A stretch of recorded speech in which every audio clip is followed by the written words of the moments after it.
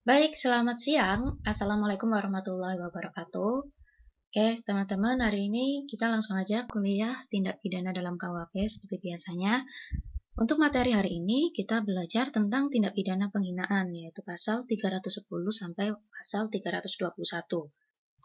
Ya, walaupun tidak secara keseluruhan pasal saya bahas secara lengkap di PowerPoint ini. Dan untuk hari ini, saya hanya menunjukkan poin pentingnya seperti subtemanya, bukan subtema sih, anggap aja inti bahasannya itu pasal 310 membahas tentang ini, pasal ini membahas tentang itu. Jadi saya tidak akan memberikan detail unsur-unsur dalam suatu deliknya seperti apa.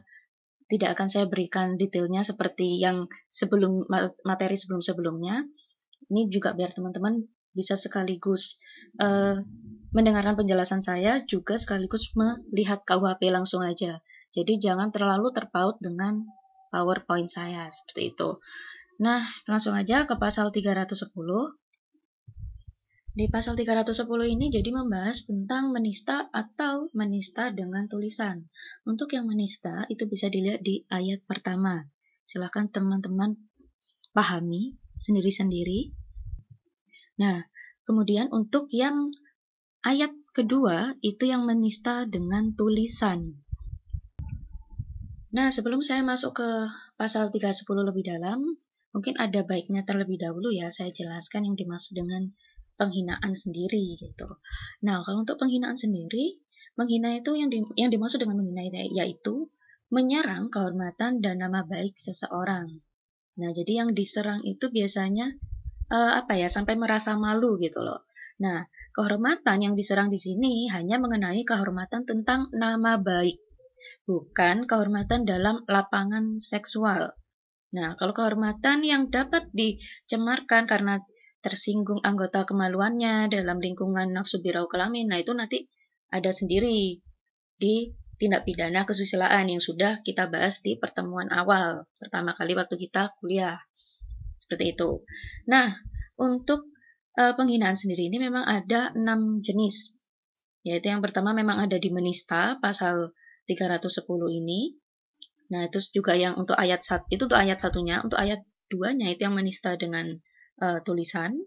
Nah, nanti di pasal 311 ada memfitnah, terus di pasal 315 ada penghinaan ringan, dan di pasal 317 ada pengaduan atau pemberitahuan palsu, di pasal 318 ada prasangkaan palsu, dan di pasal 320-321 ini adalah semacam menista yang kemudian ditujukan kepada orang yang sudah meninggal. Jadi kalau di 320 itu ditujukan kepada orang yang meninggal itu dalam bentuk yang selain tulisan, tapi kalau untuk yang 321 itu yang dalam bentuk tulisan atau gambaran. Jadi tulisan atau gambaran.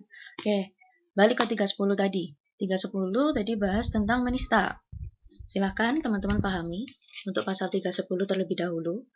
Yang dimaksud dengan menista itu seperti apa? Nah, sebenarnya pasal-pasal 310 sampai 321 ini, jadi yang ada di dalam bab tentang penghinaan di KUHP ini adalah pasal-pasal yang termasuk delik aduan. Jadi seseorang tidak bisa dituntut jika tidak ada pengaduan gitu. Jadi dia termasuk delik aduan. Nah, tetapi ada pengecualiannya. Jadi berdasarkan pasal 319 itu ada pengecualiannya di pasal 316. Silakan nanti teman-teman juga cek di pasal 316 itu dikecualikan bagi pegawai negeri. Jadi jika menghina pegawai negeri yang sedang menjalankan tugasnya yang sah, nah itu nggak termasuk delik aduan, itu masuk delik biasa. Nah, itu yang kemudian dikecualikan dari pasal 319. Lebih tepatnya dikecualikan adalah pasal 316 yang terkait pegawai negeri. Nanti silakan teman-teman cek sendiri untuk pasal 319 dan juga pasal 316. Seperti itu. Nah, balik lagi ke pasal yang menista 310. Nah, maka terkait dengan pasal 310 ini, jadi yang bisa dikenakan pasal 310 ini adalah misalnya nih, ada seseorang menuduh orang lain telah melakukan perbuatan perbuatan tertentu lah. Perbuatan tertentu dengan maksud tuduhan itu akan tersiar atau supaya diketahui oleh orang banyak. Nah, perbuatan yang dituduhkan itu tadi tidak perlu suatu perbuatan yang boleh dihukum, seperti mencuri, menggelapkan, berzina, dan sebagainya. Cukup dengan perbuatan biasa, sudah tentu suatu perbuatan yang memalukan. Misalnya, menuduh seseorang telah masuk untuk telah masuk sebagai pelanggan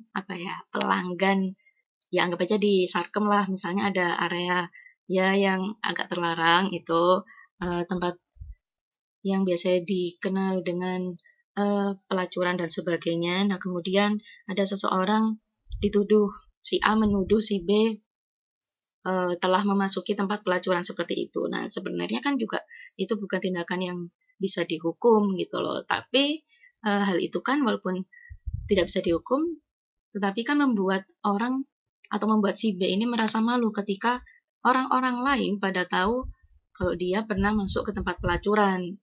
Nah, itu bisa yang kemudian si A dikenakan pasal 310 ini. Jadi, yang dimaksud dengan melakukan perbuatan tertentu dengan maksud tuduhan agar bisa diketahui orang banyak itu nggak harus perbuatan yang sudah dihukum, perbuatan yang bisa dihukum, perbuatan yang dirasa bisa membuat menimbulkan rasa malu itu bisa yang kemudian dikenakan pasal 310 ini. Nah, itu kalau misalnya dilakukannya dengan lisan, itu maka kenanya yang ayat 1. Tapi kalau dengan tulisan, maka kenanya yang di ayat 2. Nah, kalau teman-teman cermati di ayat 3 selanjutnya. Nah, itu kan tertulis bahwa tidak masuk menista kalau misalnya tuduhan itu dilakukan untuk membela kepentingan umum atau terpaksa untuk membela diri. Nah, patut tidaknya pembelaan kepentingan umum dan pembelaan diri yang diajukan oleh tersangka itu nantinya, itu sebenarnya terletak pada pertimbangannya hakim. Nah, jadi dalam hal ini hakim baru akan mengadakan pemeriksaan apakah betul-betul penghinaan yang dilakukan seseorang itu telah dilakukan karena terdorong untuk kepentingan membela diri atau mungkin kepentingan umum. Nah, itu nanti harus diperiksa oleh hakim. Jadi nanti tergantung dari pertimbangannya hakim dalam pemeriksaan di pengadilan itu seperti apa. Nah, jika terdakwa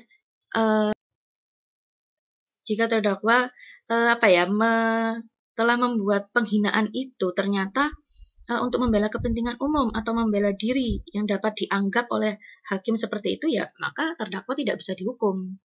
Nah, tapi kalau misalnya pembelaan itu ternyata sama hakim dianggap nggak bisa lah itu sebagai pembelaan atau pembelaan diri ataupun kepentingan umum, ya udah berarti terdakwa ya bisa dihukum dengan pasal 310 itu. Nah, tapi kalau ternyata pembelaan itu tidak dapat dianggap sama hakim. Nah, sedangkan dalam pemeriksaan ternyata yang dituduhkan oleh si A kepada si B, misalnya di suatu kasus si A menuduh si B telah memperkosa seseorang gitu. Nah, tapi ternyata yang setelah dituduhkan itu ternyata si A nuduh si B itu ternyata nggak benar ketika setelah diperiksa di pengadilan. Nah, pada saat itu berarti terdakwa tidak disalahkan atas tindakan menista. Nah, tapi bisa malah disalahkan dengan memfitnah 311 karena ternyata tidak benar. Jadi misalnya si A menuduh si B memperkosa. Nah, itu juga kemudian bisa sampai masuk persidangan lah. Misalnya ya masuk persidangan. Tapi ternyata di persidangan kasusnya si B ini, si B tidak terbukti loh. Berdasarkan alat bukti yang disodorkan di pengadilan, ternyata si B nggak terbukti loh melakukan pemerkosaan terhadap seseorang. Nah, ini bisa yang kemudian si A masuknya nanti bukan ke 310 lagi, tapi ke 311. Karena yang dituduhkan ternyata tidak benar. Sehingga yang kemudian itu disebut dengan memfitnah. Nah, kalau kita mau ngomongin lebih lanjut di pasal 311 ini, sebenarnya inti deliknya itu sama dengan pasal 310 KUHP yang tentang menista. Cuman ditambahkan, jika dibolehkan untuk membuktikan apa yang dituduhkan itu ternyata benar, tidak sebentar saya ulang ya. Jadi intinya kalau di pasal 311 ini inti deliknya sama dengan 310, cuman bisa dibuktikan kalau misalnya ternyata yang dituduhkan itu adalah tidak benar, yaitu bisa berubah dari format yang awalnya 310 penghinaan dengan cara menista, nah itu bisa kemudian berganti jadi 311 memfitnah, seperti itu. Nah, di sini nanti teman-teman bisa baca sendiri untuk ketentuan pasal 312 sampai 314 ya. Jadi kalau di 312 itu, intinya kalau 312 itu hanya tentang proses pemeriksaan lah, kebenaran yang dikemukakan oleh terdakwa itu seperti apa. Nah, kalau yang 313, silakan dibaca sendiri juga untuk 313, 314 pun juga bisa dibaca dengan jelas, yaitu masih terkait dengan pasal 310, 311 tadi. Jika benar tuduhannya seperti apa, ya jika tidak seperti apa, nah itu bisa dibaca lebih detail di 314. Nah, kita lanjut ke 315, penghinaan ringan. Untuk memahami pasal 315 ini, kita bedakan aja 315 ini dengan pasal 310 atau 311 tadi sebelumnya. Nah, kalau 310 sama 311 tadi itu penghinaannya dilakukan dengan jalan menuduh suatu perbuatan. Nah, perbuatan yang dimaksud tadi sudah saya jelaskan ya, bisa dia perbuatan yang bisa dihukum maupun bukan perbuatan yang bisa dihukum. Asal membuat rasa malu seperti yang saya contohkan tadi itu aja, pergi ke tempat pelacuran itu bisa. Kemudian termasuk di penghinaan, asalkan ada aduan ya untuk di bab penghinaan ini, kecuali pasal 316. Nah, saya lanjutkan. Jadi, kalau 310, 311 tadi itu dengan jalan menuduh suatu perbuatan terhadap seseorang. Nah, tapi kalau misalnya di pasal 315 ini yang penghinaan ringan, itu yang dilakukan dengan jalan yang lain.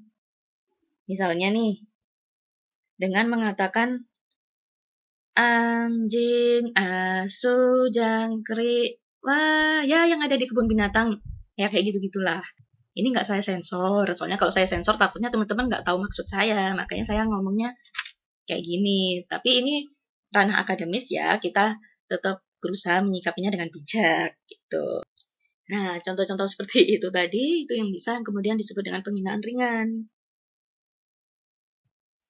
Nah, lebih lanjutnya teman-teman silakan baca detail di pasal 315 itu sendiri ya. Kalau untuk pasal 316, seperti yang saya sudah sampaikan tadi, itu yang tentang pegawai negeri, itu bisa teman-teman cek juga. Kita lanjut ke pasal 317, pengaduan atau pemberitahuan palsu. Pada intinya bunyi pasal 317 ini tidak jauh berbeda kok dengan 310. Hanya saja dia dalam kerangka pengaduan atau pemberitahuan palsu. Silakan teman-teman cermati di pasal 317. Saya lanjut di pasal 318. Jadi kalau untuk 318, ini tentang perbuatan sengaja menimbulkan secara palsu prasangkaan terhadap seseorang bahwa dia telah melakukan suatu tindak pidana. Nah, silakan teman-teman pahami masing-masing. Saya lanjut ke pasal 319. Kalau pasal 319 pada intinya mengatakan bahwa penghinaan yang diancam dalam bab tentang penghinaan ini itu dituntut jika ada pengaduan. Ya, jadi dia termasuk delik aduan seperti yang saya sudah sampaikan sebelumnya, kecuali berdasarkan pasal 316 yang tentang PNS tadi, pegawai negeri yang sedang dalam masa jabatan. Kalau dalam waktu jabatan, maksudnya pegawai negeri yang pada waktu atau karena menjalankan tugasnya dengan sah. Seperti itu. Seperti bunyi yang ada di KUHP. Nah, terakhir saya jelaskan 320 sampai 321. Sebenarnya ini tidak usah terlalu dijelaskan sih. Saya rasa teman-teman juga bisa memahami dengan baik. Ya, intinya kalau 320 ditujukannya kepada orang yang sudah meninggal, itu berarti yang selain menggunakan tulisan ya, karena kalau untuk yang 321 itu yang bisa yang dengan menggunakan tulisan atau gambaran. Ini bisa teman-teman pahami sendiri. Oke, lebih baik kita untuk lebih memahami dan sebagainya, kita langsung lanjut di diskusi di e-learning saja ya. Oke, materi saya selesaikan sampai di sini. Referensi materi hari ini saya ambil dari bukunya Profesor Adi Hamzah, Delik-delik tertentu di dalam KUHP, dan juga di KUHP-nya R. Susilo. Seperti itu. Oke, terima kasih teman-teman atas atensinya. Assalamualaikum warahmatullahi wabarakatuh.